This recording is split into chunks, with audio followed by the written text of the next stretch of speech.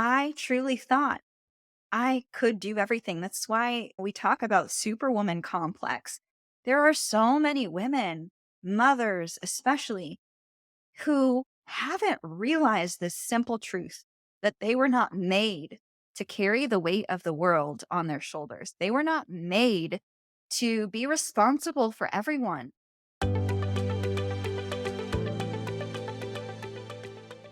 Hello, and welcome to the very first episode of the Choosing to Heal podcast. Y'all have no idea how surreal and full circle it is to be sitting here with you today. This podcast is a result of going on my own healing journey. And one of the stages of healing, I believe, is making meaning out of what happened to you.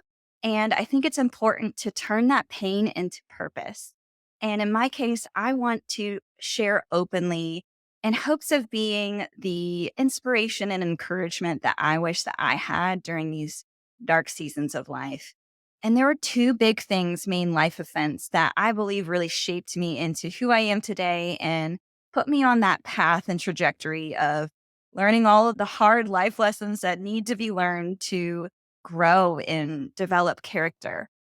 Although they were really hard to go through at the time, and I never would have wished it upon myself, today I can say that I am very grateful that they did happen. And that's why I say it's such a full circle journey to be talking about it and being able to actually say that. Because when you're in the middle of it, it definitely does not feel that way.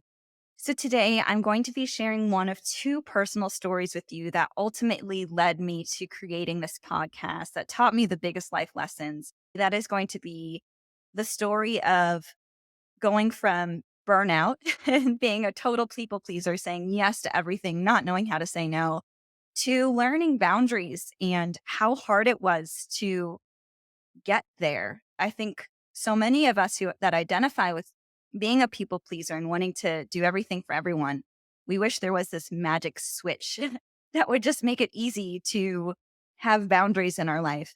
And for me, it wasn't an easy path, but I can sit here today and say that I have learned a lot along the way. And hopefully, by listening to my story, something may resonate with you. And I hope to share the insights that I learned from that journey myself.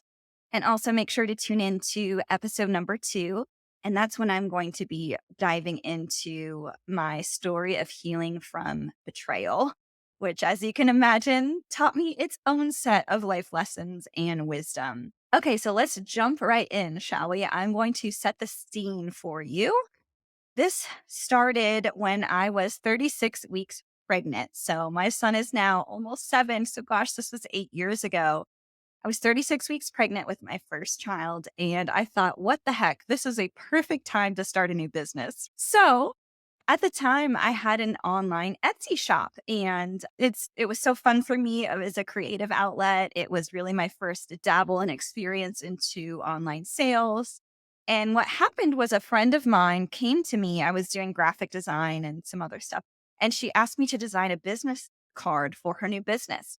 And I never heard of it, so I looked it up, and the more research I did about what she was doing, I was like, I think I can do that too. And so yeah, I kind of just on a whim, and as you get to know me, you'll know I'm very impulsive type person. I decided that day, I think I'm going to spend $7,000 and I'm going to do this. I decided to start this new thing at 36 weeks pregnant. I don't know what it is. Maybe it's the nesting phase of getting that spark of, I can just cram so much in, even though I'm about to go into labor. I digress. As I started to begin the process of learning all the things, I decided to start documenting and sharing my experience on YouTube. Couldn't tell you why, maybe just for fun. Like I did a lot of things, like I'm just going to do it just because. And as a fluke or to my complete surprise, those videos started to gain traction. God knows why. I was not a professional YouTuber. I had no experience doing it. But all of a sudden, I was thrust into this limelight, into the world of LuLaRoe, which was what it was. It was new at the time. And I think a lot of people were going on YouTube trying to find out more information about what it is, should they do it. And because I was sharing about like everything I was doing to prepare, what I was learning, the pros and cons of doing it, what business supplies you need, the video started gaining traction. So without a clue what I was doing, with no experience, all of a sudden, people started reaching out to me and asking questions and wanting to join with me as their sponsor, asking for advice because I think I was one of the few people out there at the time who people felt like there were so few people to reach out to ask questions to, that those questions started being directed towards me as an available, because I put myself out there essentially. This is when I started my first kind of real life bout of people pleasing. It was my first time experiencing like full scale people pleasing. Although I had no idea what it was called then, I didn't really have that as a term on my radar because I don't know that I was ever in quite a position to even become aware of what that was. All I knew was that if I didn't respond to every single message and email immediately, I would be riddled with guilt and anxiety. And again, having not experienced anything like this, I was 26 years old, and the only thing that I had experience with was getting the occasional text message from one or two friends, right? I've never had a full inbox from strangers before. So all of a sudden, I felt responsible for everyone else. I was at the mercy of whoever wanted to reach out to me. I did not feel in control of any of that. So if someone decided I'm going to reach out to Monica, it didn't matter if it was one person or 500 people, I felt obligated to say yes to whoever wanted to put themselves on my schedule or add that to my plate, essentially. Boundaries were a complete foreign concept. I was willing to sacrifice myself to the ends of the earth at any cost, all in the name of not letting other people down. Like it felt like I would disappoint someone. The thought of this number 499 stranger on the internet who lives in Blair, I did not want to disappoint them, and I had no idea who they were. So, as you can imagine, as a brand new mom, this was an absolute recipe for disaster. This is funny, not funny. I brought my laptop with me into the delivery room. And once my epidural kicked in, I started answering those emails. And then I brought my son home from the hospital and I was pumping at 2 in the morning on my phone answering emails. Any available waking moment I had, I spent trying to serve and add value to other people. What I didn't realize that contributed a lot to this people pleasing was every email that I got or I responded to, I felt like I was like helping. And a lot of the people that I speak to who identify as people pleasers, it boils down to that a lot of the time, which is I want to help people. Like, and if we didn't get something out of that, then all it would feel like is this energy drain. But in order to sacrifice ourselves to that extent, there's got to be some sort of unconscious positive reward. And for me, again, I wouldn't have been able to put words to it at the time because I was unaware I was doing it. But by answering all of those 500 emails at 2 in the morning and by being on my laptop in the delivery room, I was gaining something from that. I was gaining validation and worth and affirmation from people who said, wow, thank you. Oh, I'm so glad that you were able to respond to me. Thank you so much. That's so helpful. The fact that you were even took the time to respond to me, that was filling my cup up so much. Unfortunately, the cost of doing this led me to miss out on so much in my son's first year of life, which to this day is one of my biggest regrets as a mother. It's definitely very sad. I had to grieve this once I became aware of what this season of life was all about. When it finally hit me or when I developed that self awareness, I really grieved how much emphasis I was placing on things other than the things that really mattered, which was being a mom. Fortunately, though, that season taught me so much. And without having walked through it, I wouldn't have the wisdom that I do now. I wouldn't be on this podcast sharing this with you. It's why I'm so passionate about boundaries and working from a place of grace over grind, because I know what it's like to not have any. So, as the saying goes, without the dark, we wouldn't be able to appreciate the light. And that's so true. So, I continued to burn my candle at both ends. And we all know how this ends, right? Nothing like this is ever sustainable. It always comes crashing down. And I finally hit that point and I broke down. I did. And I returned to YouTube with a very different video than the ones I had been putting out, which were sharing tips and stuff. And this was the first time that I was openly vulnerable. And the name of that video was called I'm a Workaholic, Burnt Out, and Scared to Fail. I was completely honest and transparent. And at that time, I was starting to gain influence in the world of LuLaRoe, and I was starting to get my first taste of success and money and all of those things. And here I was. Oh my gosh, my life feels like chaos. When, gosh, how true is this? How many successful, quote unquote, people do we follow? And then years later, or at some point in their career, they come out and they're taking a year-long break. They have to completely step back, or they have a mental breakdown, or they're checking into rehab, or it all comes crashing down. And it just goes to show that this chase of success, external validation, and all of these things that we think are going to make us happy, they don't.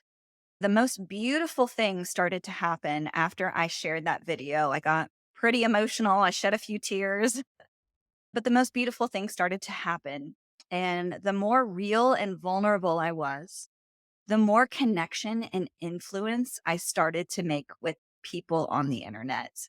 And it was this pivotal moment that I realized I didn't need to be perfect or show off or prove how good I was, how much I was selling, or what rank I was. That didn't matter. As long as I was honest and vulnerable and real, that was what it was all about. People just wanted someone to relate to so they felt like they weren't alone. And to this day, I stand by that as one of the most beautiful things I learned from having the courage to share that video. I can't tell you how many times I almost didn't publish it because it was so embarrassing, crying on the internet and all that. But now I consider it to be one of my strengths. And one of the things I appreciate in others so much is the willingness to be vulnerable in a world that puts success and performance and perfection on a pedestal. Vulnerability is the greatest form of courage. And from that point on, I made it my mission to, yes, share business tips like I set out to in the beginning, but with an emphasis on maintaining work life balance, setting healthy boundaries, and prioritizing what truly matters. And that is what I continue to do to this day. And gosh, I remember getting messages or comments that were like, "Oh, thank you so much, Monica. You helped me with my business. Because of you, I earned such and such rank." None of those comments hold a candle to the messages I receive that are, "Monica, you have no idea how much you sharing about your struggles changed my life. Because of you, I know how to say no. Because of you, I was able to learn how to gain my worth and identity in other places. Because of you, I shared my story openly. Because of you, I found my faith again. Because of you, I started going back to therapy." That is how I want to be of influence. And yes, do we need to make money and learn how to sell and the things that we need to run a business to make our life go round? Yes, of course, those things are important too. And that's all woven into it. But I like to think that it's my goal to make that the lesser priority and to be a voice that helps business owners, because I still am one, right? I'm still on the internet and I'm still making a career out of showing up online and all of those things. But I want there to be other people out there who are doing what I am doing with an emphasis on what truly matters, putting family first, and hopes of empowering you to say no, to not have to burn your candle at both ends and hit that rock bottom in order to learn these lessons. One of my favorite quotes is, "You can do anything, but not everything."